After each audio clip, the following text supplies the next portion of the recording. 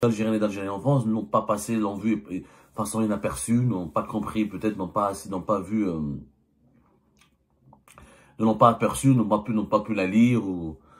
Mais elle sera largement diffusée parce que l'enquête a été diffusée hier soir, le 19 avril, vers 19h20, 19h30. Donc, elle est toute fraîche. Et je crois qu'elle va faire énormément de mal aux relations algéro-françaises.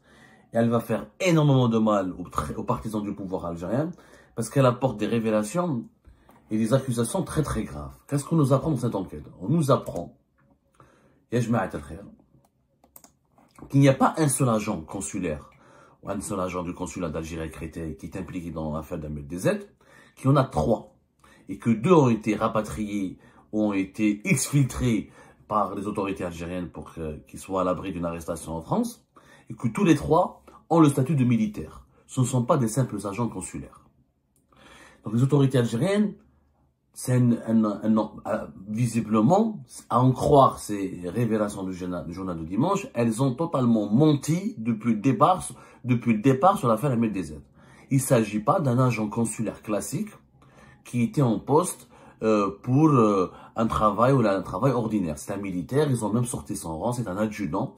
Ces informations, nous on les avait, mais on n'a pas pu les confirmer. Parce que nos sources algériennes n'ont pas voulu les commenter, n'ont pas voulu les confirmer.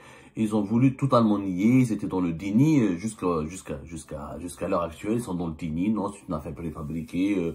Non, c'est une affaire farfelue. Non, c'est une affaire imaginaire. C'est les services de Bruno Retailleau, c'est pour comploter contre l'Algérie, etc. Le journal du dimanche cite des sources proches du dossier. Il a obtenu, parce que nous, on s'est rapproché de l'équipe du GDD, on leur a posé des questions hier soir à la suite de leur enquête. J'ai essayé de comprendre à travers certains confrères au sein du GDD pour leur dire, mais est-ce que vous êtes sûr de ce que vous affirmez? Eux, ils ont cité des sources proches du dossier. Des sources, d'ailleurs, ils citent tous les appareils judiciaires, ils citent tous les services de sécurité.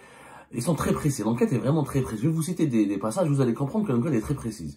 Ils citent des sources au sein de la police judiciaire, des sources au sein de la DGSI française et des sources judiciaires françaises. Donc, ils ont fait tout un travail où ils ont consulté les sources les plus proches et les plus concernées par ce dossier, qui est en instruction au niveau du parquet national.